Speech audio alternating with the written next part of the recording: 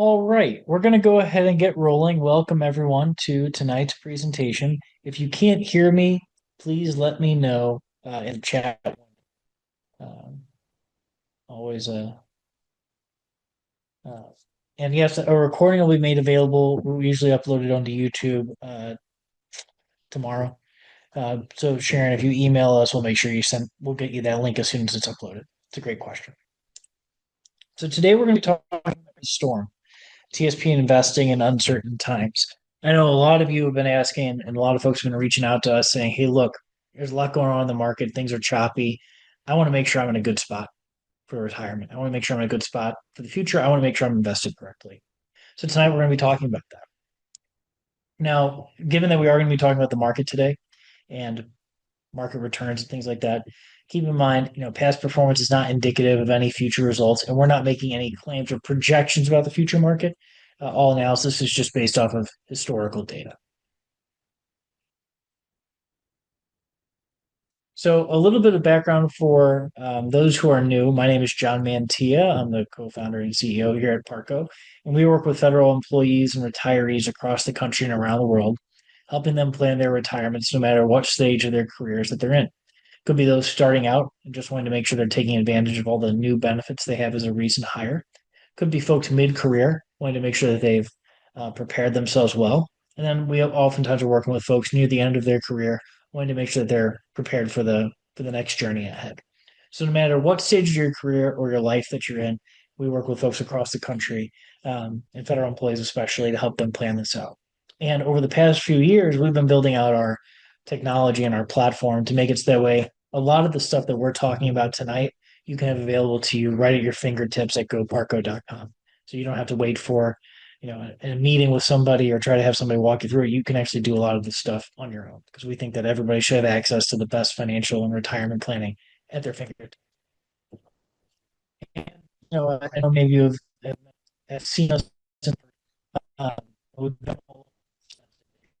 yeah, we're going assets featured in a lot of different publications and places that you've probably heard of before. So that's a little bit of background about us and getting that out of the way. So let's talk about what we're going to go through tonight. So we're going to start by talking about the market, and then also the idea of volatility. This is often what people are really worried about when it comes to investing. Then we'll talk about how individuals should invest and how to determine that. Then we'll talk about different strategic TSPs decisions that you can make in volatile markets. We'll walk through and really importantly at the end here, we'll walk a practical example of the power of really, really intelligent planning. And then we'll talk about some key takeaways and how to get started.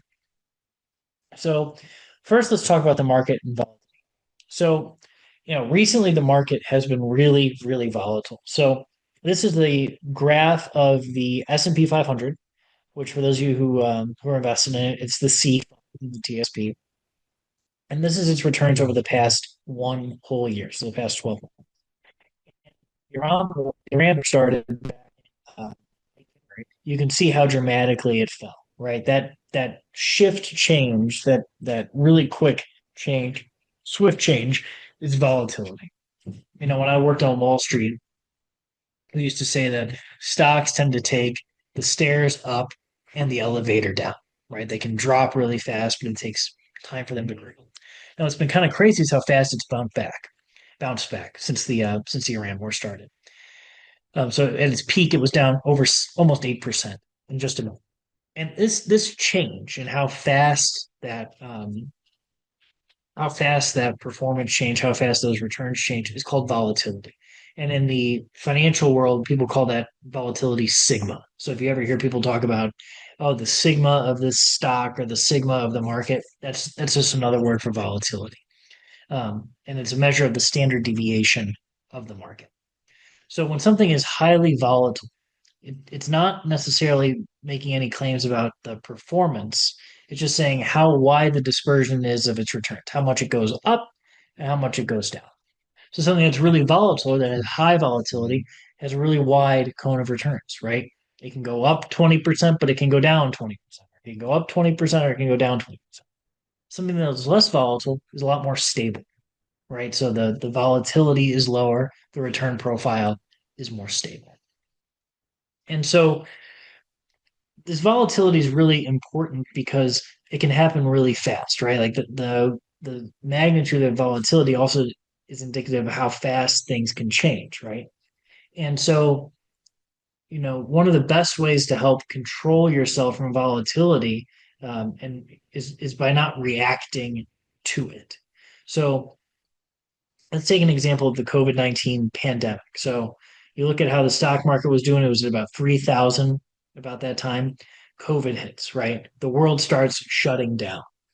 Then, after COVID, the market was down 20%. Look at how swiftly it shifted down, right? Enormous, enormous drop. But it recovered pretty quick, right? So the folks that we know that say, hey, look, the world, they talk to us, they say, oh my gosh, this pandemic's happening, the world's shutting down. I need to get invested 100% in the G fund, or I need to get into safety right away. Well, a lot of those folks kind of bottom ticked the market, right? They sold at a bottom. Now, who could have known that it would recover that fast? But it did recover. And when we zoom out to where things are now, we are actually over double, which is kind of crazy to think about just how fast it's happened. The stock market has more than doubled since the COVID-19 pandemic. It's actually more than doubled since the pre-pandemic high. That is crazy.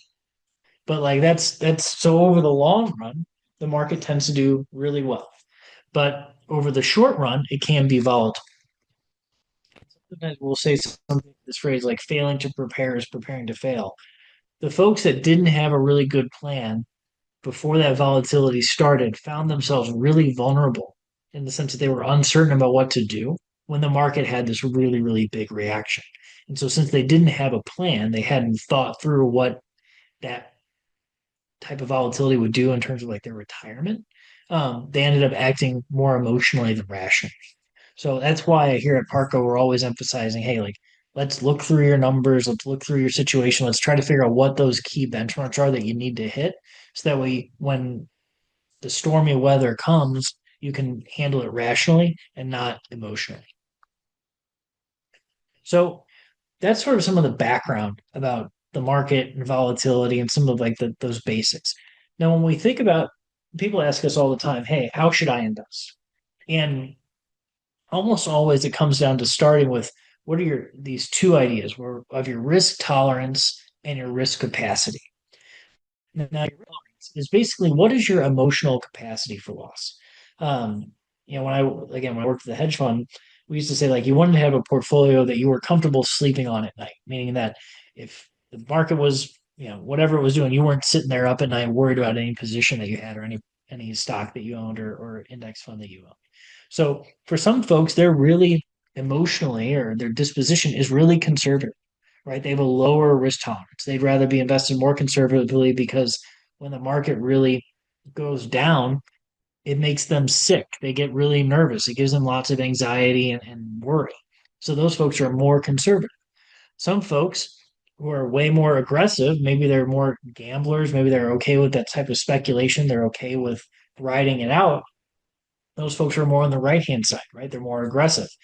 And this is really a personal temperament, right? I've met folks that were, the most conservative postal workers you've ever met who were really, really aggressive, right? You would never know, like from the risk tolerance perspective, you would have never known, um, based on looking at them, that they would be that aggressive. Then I've also known folks that work for the Department of Defense you think are really aggressive folks, and they really want to be very conservative.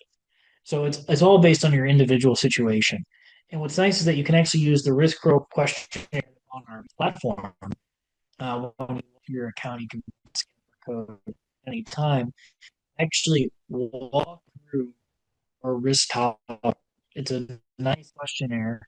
Actually, some basic about what type of you'd like to be invested in, what type of how you are up and going, and then if you're an investor, a conservative investor, or anywhere in between. So it's really powerful. And that's completely free to use for anybody who's using the Parco platform. So that's your risk tolerance, right? That helps us understand, it helps you understand sort of like your ability to tolerate risk. But then there's something called your risk capacity. And this is basically a matter of, what do you plan to use your money for and when? So somebody that plans to use their money really certainly or really soon, right, in the near future, and needs a lot of it to retire or make a big purchase has a lower risk capacity than somebody who's in their early 20s and isn't going to touch their retirement funds or their savings for 30 years, right? They have a longer time horizon because retirement or their goal is years away. So it's a matter of connecting your assets and how they're invested to different time-based goals. And in retirement, a lot of here in Parco is that most people are really worried about, hey, be able to live the lifestyle that I want to live in retirement. And Kirk, thank you for that. If I am lagging more, tell me, and I'll try to slow it down. Um, but a report from Allianz from just a year ago said that 64% of Americans worry more about running out of money in retirement than they do about passing away. So that's kind of crazy, right? Like that's a that just shows like how much people really don't want to have financial hardship in their golden years. And so uh this is basically speaking to a risk capacity, right? If that's something you're concerned about, you need to make sure that your assets are positioned in a way so that way this concern isn't there. And one of the ways that like especially when it comes to income in retirement and how to use your funds in retirement, is to talk about this thing called sequence of returns risk.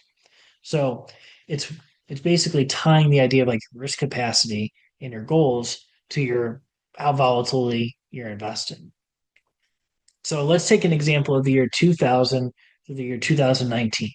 This left-hand column shows the actual returns of the S&P 500. This middle column shows those returns sorted from best to worst, and the right-hand column shows those returns sorted from worst to best. So same returns here, just a different order. So here's how the S&P 500 actually performed during those 20 years. Here it is sorted from best to worst, and here it is sorted from worst to best. And so let's say somebody started with $200,000 and they didn't plan to make any withdrawals. So they're not making any withdrawals. They start with 200. It actually grows to $648,000. Now, that's what actually would have happened. Now, let's pretend the best returns happened at the beginning and the worst returns happened at the end. What's kind of crazy is that the ending value is the same. No, well, we did them both.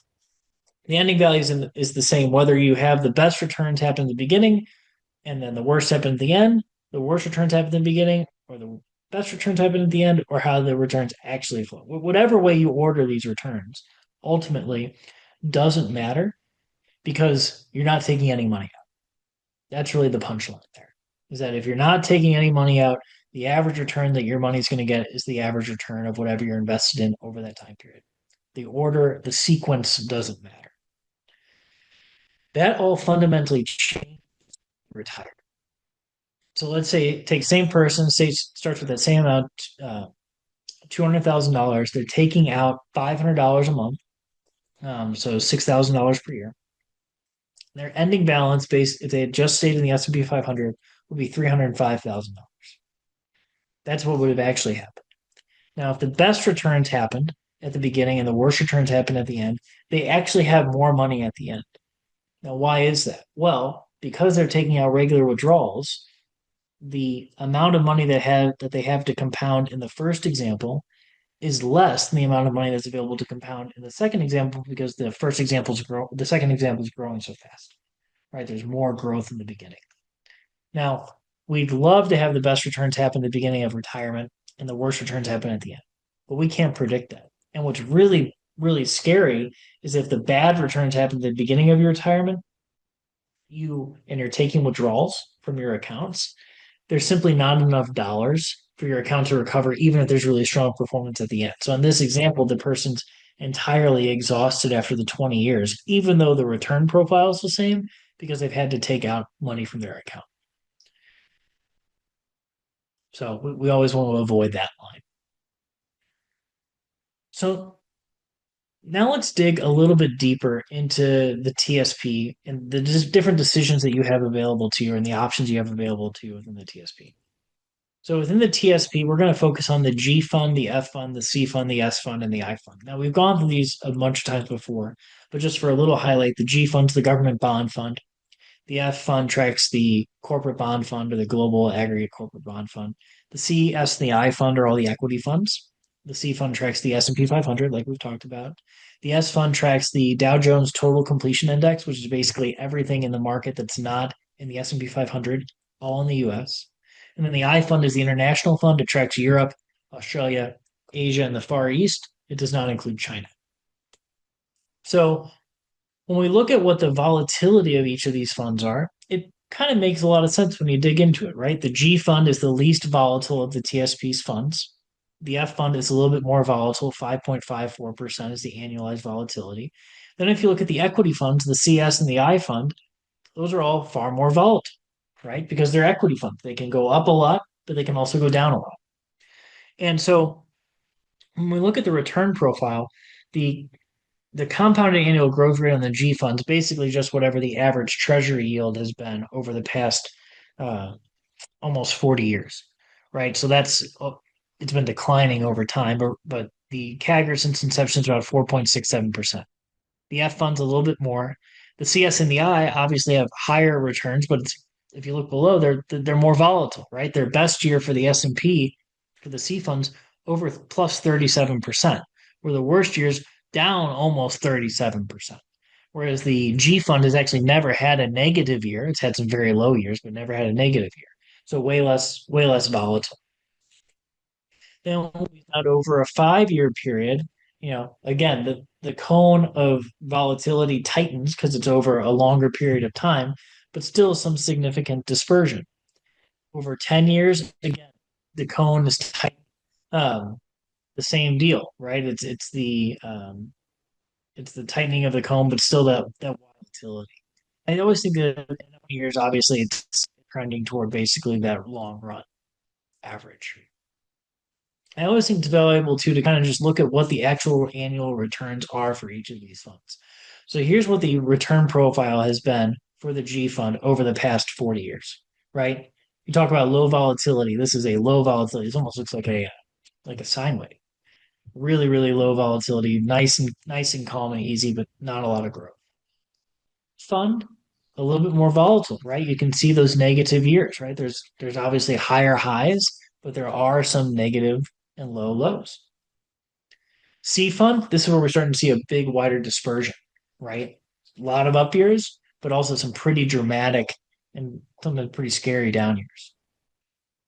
S fund is a bit newer, that's why there's less history here, but very similar story to the C fund, some pretty dramatic down years, but obviously some very positive up years. And the I fund a little bit more mixed, right? It's having a really good year this year for those of you who are participating, but some real negative years. So hopefully that's all making sense to everybody so far. Now let's go through a practical example. So let's take an example of somebody like Frank. He's 62 years old. He'd like to have $4,500 net per month in retirement. His pension and his Social Security net will be $3,500. He has a gap of $1,000 in retirement. He's got $450,000 saved, split between the G and the F and the L 2040. And he says his risk tolerance is aggressive, and he'd like to retire ASAP. The question is, Frank okay? Well, first, let's figure out Frank's TSP allocation. So, well, yes, he's invested in the G and the L 2040. When we do a look through, because the L funds are comprised of the five core TSP's fund options, Frank is 60% in the G fund, 3.48 in the F, 18.6 in the C, 4.7 in the S, and then the balance in the I. So he's mixed. He's about 60%, 63% really conservative, and the rest, the 37% is pretty aggressive. And so when he says, "Hey, look, I'd like to retire as soon as possible. That's my risk capacity, right? Like that's one of my goals in retirement. Do I have enough to retire?" Well, we'd say, "Well, look, Frank, let's use something called the 4%. Let's start with that. It's this rule from the early 90s. and some of you are probably familiar with it, that states, you should plan to withdraw 4% from your account each year. And if you do that, you should avoid the odds that you run out of money. Interest rates have gone down as people have started living longer. I know many of you have heard us mention this before. A lot of people now, especially us here at Parco, we use that 3%, which helps us, which is a more conservative withdrawal amount. And it just means that an higher balance is required to bridge an income gap or to bridge a goal. So under the 4% rule, that $12,000 a year, 1,000 bucks a month, would require $300,000 set aside. Under the 3% rule, it requires $400,000 to be set aside. And so our big goal is always to try to find ways that clients can do that for less. So let's take Frank's gap. It's over here, that $1,135. Not 1,000, 1,135. I had that typed in wrong there. Well, when we convert that, that was a net goal. If we convert that to a gross goal, meaning we have to account for taxes, he actually needs to have $567,000 set aside. That's more than what he has to bridge his gap, right? Like he only has 450. So when we do planning for folks, we try to find ways in the market for them to set aside less to get that same 1,000, to get that same 1,419, to get whatever that income goal is, which allows you then to confidently, right? Frank's an aggressive investor. We want to leave as much as possible in the market, right? Frank wants to leave his money growing for the future, but he also knows, hey, look, I'd like to retire. I'd like to be able to enjoy my golden years. And so, with an updated plan, we set aside just about $250,000 for his income and lifestyle, and that leaves $199,000 for him to invest confidently to grow for the long run. And what's the implication of that? And so, what the implication is this: if Frank sets aside $199,000 over a 30-year period, invested in the S&P 500, we should expect it to grow. If it grows like the S&P 500 has grown over the past 100 years in one of these paths. So this might look a little bit complicated. It was kind of fun to put together, but it's actually pretty simple. The S&P was first introduced as an index in 1929. So we took from 1929 to 2026, there are, what's that number? 97 different periods, different years, right? It's almost 100 years old at this point. So within that, there are 69 30-year periods of the S&P 500. So we put this through a simulator to say, okay, well, look, what would $199,000 in the first 30 years of the S&P 500's existence would have grown to what? And then $199,000 in the next 30 years of the S&P 500 would have grown to what? That's now, and it basically shows that one period of time, if you had started with $199,000 in the S&P 500, left it sitting there and let it grow, it would have grown to over $10 million 30 years later. The worst that the S&P 500 ever did was that if you put that $199,000 in the S&P 500 over a 30-year period, that 199 you started with would have grown to 2.2 million. That was the worst case. And the median case was just about $5 million. So that just shows the power of the compounding. And it's why it's to the extent that you can set aside as little as possible for that safe income goal. It allows you to have more money to be invested as aggressively as your risk tolerance allows to compound and grow for the long. And that's something that our platform is really geared to help you do. Is to set aside, to help you plan for the goals that you want to have capacity side for the to grow for the future. So we've gone through a lot of things today, and I'm excited to answer your questions here in just a minute. But some of the key takeaways. First, planning is everything. So we often say to folks, look, determine your risk tolerance as soon as you can. You can do that, like I mentioned, for free right through our platform. Also, it's really important when markets get choppy, is reacting emotionally will never help you. So try to be calm when markets get choppy and figure out, hey, is this an opportunity for me to take advantage of, or do I need to make some adjustments? But at least having a plan in place helps get guide you to help you understand what to do when when the sea gets rough. You've run this playbook before. You've run through the scenarios. Then over a long time horizon, keep in mind markets do recover. And then importantly, create a sustainable income plan to enable confident investing over the long. Like, I can't tell you how many folks we've worked with that said, "Oh my gosh, I'm actually in much better shape than I thought. I can't wait to have this money invested as aggressively as possible." Helps you sleep at night knowing that you're not risking your retirement by having your money invested in the market because you can take advantage of the long run upward drift of them. And so to get started, I'd encourage you all to go to carco.com. You can create your account. You can play with all these tools that we've created in there so you can see how your numbers look. And then you can always schedule a time to speak with us one on one to go through your individual situation with one of our teammates, always completely free of charge. So, as always, I know there was a lot in this presentation tonight, but it's a pleasure to present to you. And I'm really looking forward to answering any questions that you have. And just ask them right within the webinar chat window. We found this all helpful.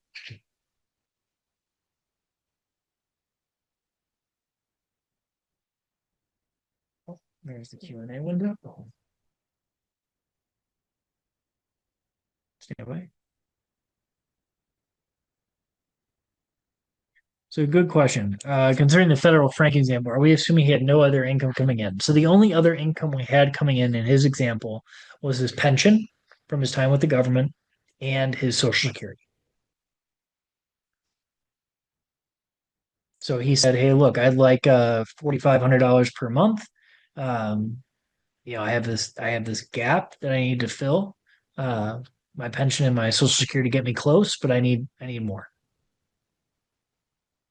Can you please discuss the pros and cons of investing in the life cycle funds versus the individual funds?" That is a really good question. So, what's kind of nice about our platform too is that you can evaluate your risk tolerance, and then it'll tell you kind of like a recommended allocation. Um, I think it kind of comes down to your preferences. Some folks we know say, "Hey, look, I like to manage it myself, so I'm going to put myself in the a portfolio that I've determined, or I'm going to put it all in the C fund." Some other folks say, "Hey, look, I'm 34 years old. I'm not retiring for another 20 years. So I'm going to put my money in the L2056 and I'm just going to kind of let them do it, set it and forget it." I don't think either one is bad. Um, there's some advantages to the L funds because you're letting them handle the investment on your own. I think frankly, and this is I think this might be a little bit controversial, but they kind of over index to the G fund for a long time. You, especially if you're like 10 plus years away from retirement, your G fund allocation probably shouldn't be as high as they have it in the L2035. I'd say it's a little bit heavily invested there, especially because you're contributing all that time. That'd be one thing I'd point out. But again, if you're a more conservative investor, if you have a more conservative risk tolerance, then they can be great. So I think they're a great option to have in there. I think the most important thing is that the way you're invested is ensuring that the way you're invested is A, in congruence with your risk tolerance, and B, in congruence with achieving your long-term goals as it relates to whatever you want to do with your money when you do retire.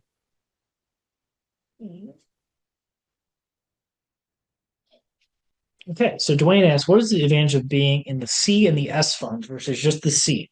I have a high risk tolerance. Great question. So the C fund is the S&P 500. So it tracks the largest 500 publicly traded U.S. companies. Okay, these are big, big, big companies. The S fund tracks basically everything that's not the C fund. So it tracks small cap companies, mid cap companies, big companies that are in the S&P 500. So you're getting a much broader exposure to the US market, but just not inclusive of the largest companies. Now, what's kind of interesting is that up until probably 8, 9 years ago, small cap stocks, smaller stocks, tended to outperform large cap stocks. And intellectually, that makes a lot of sense because small companies can become big companies, right? Yesterday's small cap company is today's S&P 500 company, right? There's people, companies come in and out of the S&P 500 every year. So for a long time, the paradigm was that the that small cap stocks and mid cap stocks outperformed large caps over the long run. Well, over the past 10 years, 15 years, that has really kind of flipped because so much money has poured into large cap stocks. And there's some structural reasons why that's the case. You know, with the Fed doing a lot of activity after 2008 with Operation Twist, with some of the structural changes within the market, especially with the rise in ETFs and index funds, it's just meant that like the bigger companies have got way bigger. And so from a risk tolerance perspective, you know, the S fund is slightly higher in terms of like a riskiness or volatility compared to the C fund. Um, and I think that, you know, the C fund has done so well and so outperformed everything else that there's probably going to be some mean reversion, right? Things are probably going to normalize back into a normal paradigm. But that said, you know, I think having a mix of both is not a bad idea, especially if you are on the high risk portion of the graph. Like our system would probably say somebody that's like on the highest portion of the graph should be probably 25% C and the balance in the S, or the balance in the S and the I. But as long as you have that exposure to the equities, you will do well over the long run if you do have that risk tolerance. I hope that answered your question, Dwayne. Okay, so there's a great question about the USPS suspending the TSP match. What's your opinion? Thanks in advance. Well, I know they suspended retirement contributions. I hadn't heard that they suspended TSP matching contributions, so that must be relatively new, like in the past couple days. Um, but I don't think it's good. I don't think it's a good thing. I think they will eventually back pay you. Um, However, you know, you're missing if it's true that they have suspended the match and matching contributions, you're missing out on whatever that money would have done growth wise, right? So there's a real cost to you all for that. So I don't think it's good. Um, you know, I mean, we could do a whole webinar, and we have, on some of the challenges facing the Postal Service specifically. Um, and we know that for the folks that work there, it's really hard to be in the middle of that. But my opinion is that it's really not good. And I'm sure there's going to be some kind of lawsuit or some kind of proposed legislation to like make that right. You know, who knows if that's going to pass? But if they're not contributing their match, that's definitely an opportunity cost to you all, because it's not just that you're not getting that money in terms of their contribution, but you're missing out on the growth that that money would have got. So Dwayne, I'm actually going to check to see because I hadn't read that. So if it's true that they have suspended that match, that's it's news to me over just the past couple of days. Keep the questions coming; these are great.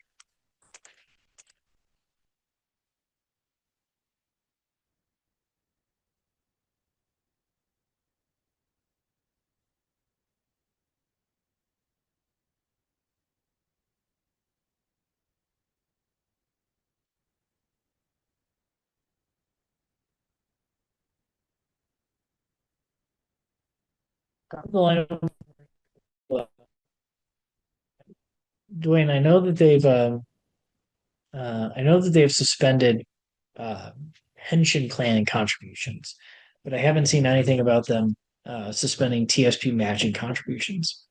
So those are different. The suspension of the pension one is less bad, but is uh, an equally bad sign about the financial health of the post office.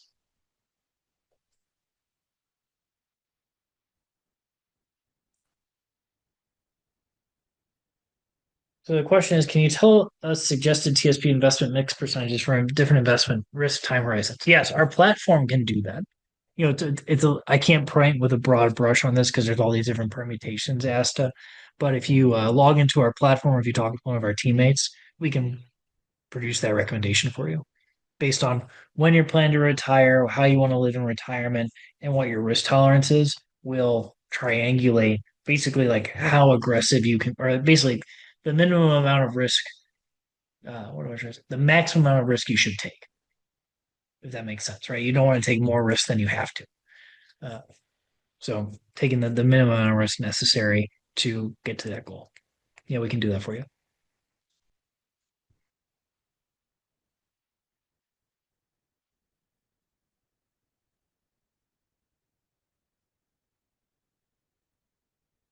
All right. Hopefully that answered your question, Asta. I'll keep the line open for a few more minutes just to answer any other questions that flow on through.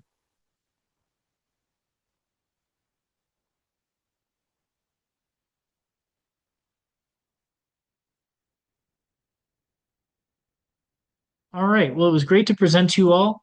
We look forward to having you on the next. We're going to be doing an encore of this presentation, so be on the lookout for that. You'll probably see a couple changes to it, just because I think there's some stuff we can make better and more clear. Um, if there's any suggestions that you have, and thank you, I will say hi to the team, Dwayne.